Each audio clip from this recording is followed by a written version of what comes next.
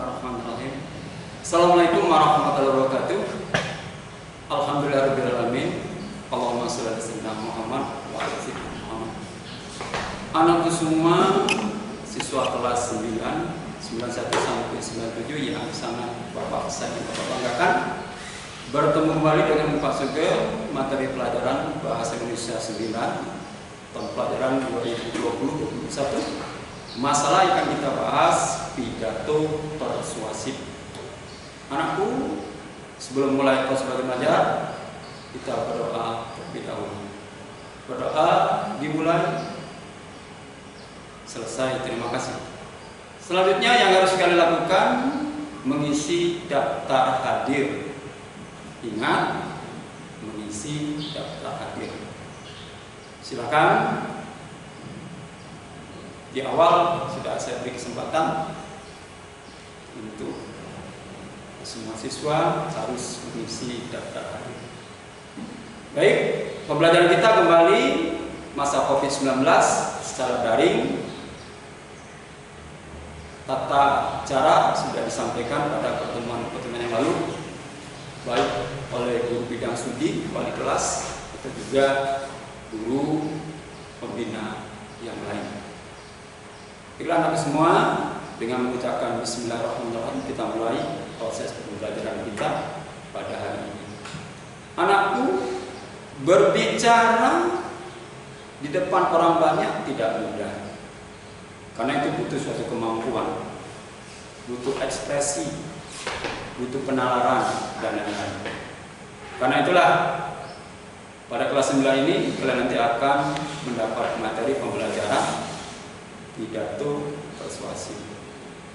Karena itu mari akan Bapak kemukakan secara garis besar saja materi pembelajaran kita pada pertemuan kedua kali ini.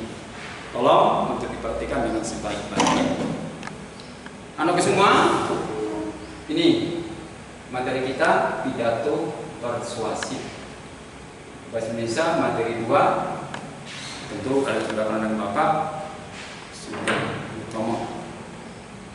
Anak semua, perlu diawali yang Bapak sampaikan setiap memberikan materi pelajaran adalah tujuan pembelajaran. Ini tujuan pembelajaran. Apa yang diharapkan kalian mempelajari materi ini? Pertama, yaitu kalian dapat menyusun rangka pidato. Kemudian yang kedua, menyusun pidato persuasif. Kerangka ini, Pak ingatkan kembali, ini sebagai panduan kita membuat pidato. Sedangkan persuasif ini masih ingat adalah pidato untuk mempengaruhi pembaca atau membujuk pembaca untuk ikut sesuai dengan apa yang kita harapkan. Namun demikian sebelum jauh kita pada pembuatan pidato di dalam kerangka, Bapak sampaikan pula apa itu pidato. Tentu kalian sudah tahu, intinya kalau kita bicara di depan orang banyak itu sudah disebut pidato. Secara lengkap, pidato adalah bentuk bicara di hadapan massa dengan tujuan tertentu. Jadi bahasa Palembangnya anakku ya, kita tidak asal ngomong kita, bicara kita itu ada tujuannya. Itulah pidato. Kemudian berikutnya harus kalian ketahui juga apa sih tujuan pidato. Nah, ini ya, menyampaikan ide gagasan ya kepada siapa? Orang banyak atau pendengar. Itu ya hal pertama yang perlu kalian ketahui. Selanjutnya anakku, materi selanjutnya ini sesuai dengan tadi kalian dapat membuat kerangka adalah kerangka pidato. Itu apa saja? Kerangka pidato sebagai berikut. Yang pertama, salam hormat atau sapaan. Ini atau pengantar awal kalau bahasa kita menulis surat istilahnya. Kemudian yang kedua itu ada pembuka. Nih, pembuka atau pengantar materi atau pembukaan. Kemudian isi, di sini ada tubuhnya. Kemudian yang berikutnya ada penutup, salam penutup. Ya. Jadi ada salam, kemudian pembuka, kemudian isi, kemudian penutup. Selanjutnya, anakku semua, apa yang perlu kalian ketahui juga? Ada 4 jenis pidato juga perlu Bapak sampaikan untuk diketahui secara teori. Ya, pidato yang pertama disebut adalah impromptu. Nah, ini impromptu ya. Jadi pidato tidak resmi ini sifatnya mendadak. Ya, jadi kita tidak menggunakan teks. Biasanya orangnya sudah pandai, sudah ahli pidato dia. Jadi tidak terkejut, begitu ditunjuk dia siap untuk pidato. Ya, jadi ini umpamanya pada saat-saat istimewa, umpamanya pesta-pesta ulang tahun, kemudian pembukaan pameran, ya, dan lain-lain. Ini disebut pidato impromptu. Secara singkat saja Bapak kemukakan. Ya. Kemudian yang kedua adalah pidato manuskrip atau naskah. Jadi kita pidato bahasa sederhananya anak-anak dengan menggunakan naskah. Sudah kita susun, kita atur demikian rupa bahasanya dan seterusnya. Ya, nah ini disebut pidato manuskrip atau naskah. Contohnya biasanya oleh pejabat-pejabat pemerintah, ya, menteri-menteri dan seterusnya, atau juga bisa Bapak Presiden atau Kepala Negara. Selanjutnya anakku yang ketiga dan keempat yaitu memoriter atau memori, ya, memori atau daya ingat. Jadi kita hafalkan. Nah, ini agak susah kalau kita menghafalkan anakku ya. Ini jadi dari besar dengan pendengar materi ya. Nah, ini. Jadi tidak menggunakan naskah, ya. Kemudian dihafalkan nih, dihafalkan. Nah, jadi kita tidak boleh kalau dihafalkan, harus hafal semua. Contohnya, umpamanya pidato pada suatu perusahaan, ya, atau peluncuran suatu produk baru. Kemudian yang kelima disebut pidato extempore atau extempore tulisannya. Inilah pidato yang terbaik dari keempat macam pidato tadi. Ya, kenapa? Kita sudah pengalaman, kita hanya membuat kerangka saja. Kerangka itu kita kembangkan sehingga membantu ya pada acara-acara tertentu. Jadi sudah sangat baik. Pidato inilah pidato yang sangat terbaik dari ketiga tadi. Contohnya apa? Pidato instansi pada acara tender atau produk atau yang lainnya lah. Ya, itu ada 4 macam pidato tadi anakku. Selanjutnya yang perlu kalian ketahui ada hal-hal yang perlu diperhatikan dalam berpidato. Yang pertama, ini gunakan kata-kata yang bermajas. Majas ini maksudnya apa? Ya, personifikasi, gunakan kiasan-kiasan supaya pidato tadi indah. Ya, jadi bisa kita gunakan umpamanya takkan lari gunung dikejar, ya, suaranya seperti burung perindu, ya, dan lain-lain. Jadi kata-kata yang majas atau kiasan supaya pidato kita tadi indah. Kemudian yang kedua, kata-kata sesuai dengan pendidikan pendengar. Nah, ini kita pidato dia situasinya anakku ya. Jangan sembarangan kita lihat. Bahasa Palembangnya pidato di dusun itu tidak sama dengan pidato di kota. Kita lihat audiens kita, jadi kita sesuaikan dengan kemampuan atau ilmu daripada pendengar yang kita sampaikan tersebut. Kemudian apa? Hemat dalam berkata, tidak berlebihan ini maksudnya. Ya, hemat dalam menggunakan kata-kata, tidak berlebihan, sederhana. Yang penting-penting saja.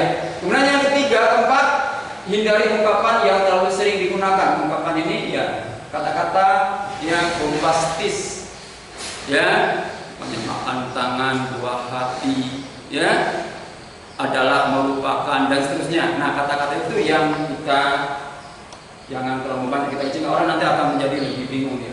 Kemudian yang berikutnya, hindari kata-kata yang tidak sopan. Ini sudah jelas makanya dimanapun, apalagi kita mau berpidato, kata-kata yang sopan, terstruktur, tidak banyak etika. Selanjutnya, anakku, aspek-aspek yang dikomentari setelah mendengarkan pidato. Nah, jadi kalau kita disuruh mengomentari orang lain pidato, apa yang harus kalian perhatikan? Yaitu isi pidato, kemudian susunannya, kemudian penggunaan bahasanya, kemudian sikap pembicara. Isinya ya sudah isi pidato, susunan ini strukturnya, ya apakah pembukaannya sesuai pembukaan, isi penutup atau dia penutup dulu dan seterusnya. Kemudian bahasanya juga, atau dia bahasanya bagus, ada bahasa daerah, bahasa Indonesia, bahasa Inggris dan seterusnya. Jadi harus kombinasinya harus benar-benar baik. Kemudian sikapnya, etika, moralnya, strukturnya, atau juga penampilan fisik dan seterusnya. Berikutnya, anakku yang perlu kalian ketahui juga ada hal-hal yang diperhatikan dalam berpidato. Yang pertama apa? Menggunakan kata-kata. Ini sudah tadi. Semua kita lanjutkan materi berikutnya tentang pidato. Perlu kalian ketahui selanjutnya. Berikut contoh kerangka pidato. Nah, ini yang poin kita, kerangka. Ya. Nah, yang pertama umpannya tema anakku ya, temanya nih umpan. Tema maaf. Perhatikan kerangkanya. Yang pertama ini manfaat internet bagi pelajar. Ini temanya. Ini temanya manfaat internet bagi pelajar. Secara spontanitas saya sampaikan ini ya. Kemudian tujuannya apa? Memberitahu pendengar tentang manfaat internet. Kemudian yang berikutnya mengajak pendengar untuk memanfaatkan internet bagi kesuksesan belajar. Kemudian selanjutnya, nah inilah yang disebut bahan. Jadi bahannya apa? Yang kita cari kaitan dengan materi tadi, bahan kita untuk membuat pidato tadi itu bisa kita peroleh dari buku, surat kabar, internet dan lain-lain. Kemudian yang selanjutnya di samping bahan apa? Kerangka. Ini kerangkanya. Banyak fenomena pemakaian internet di masyarakat. Kemudian yang kedua segi positif dan negatif dari internet. Kemudian pemanfaatan internet bagi pelajar. Kemudian upaya-upaya pengembangan. Disubkan lagi yang hal kecil. Ini penyediaan sarana komputer di sekolah. Kemudian pelatihan internet dan proses belajar mengajar bermenggunakan internet. Kemudian terakhir pengembangan. Nah, pengembangannya apa yang pokok kita? Kaitan dengan apa? Pemilihan kata, kemudian daya tarik bagian pembuka penutup, kemudian kejelasan pengembangan materi, penggunaan ejaan dan tanda baca. Jadi kesimpulannya, kerangka pidato itu ada 5. Satu apa? Tema. Yang kedua apa? Tujuan. Kemudian apa? Bahan. Keempat apa? Kerangka. Kemudian yang kelima apa? Mengembangkan kerangka. Jadi ada 5. Ya, karena penemuan kita ini sepintas melalui daring, jadi tidak bisa Pak jelaskan secara mendetil, tapi gambaran seluruh seperti apa yang sudah Bapak sampaikan. Ya, cukup materi kita, pidato persuasif. Mudah-mudahan apa yang Bapak sampaikan dapat kalian pahami. Tanya jawab secara langsung tidak kita lakukan karena situasi kondisi daring seperti ini. Mudah-mudahan apa yang Bapak sampaikan dapat kalian dengan sebaik-baiknya. Demikian aku terima kasih atas perhatiannya. Mudah-mudahan apa yang kita lakukan hari ini menjadikan pemikiran kita untuk meningkatkan kemampuan dalam pembelajaran bahasa Indonesia khususnya materi pidato persuasif. Terima kasih. Assalamualaikum warahmatullahi wabarakatuh.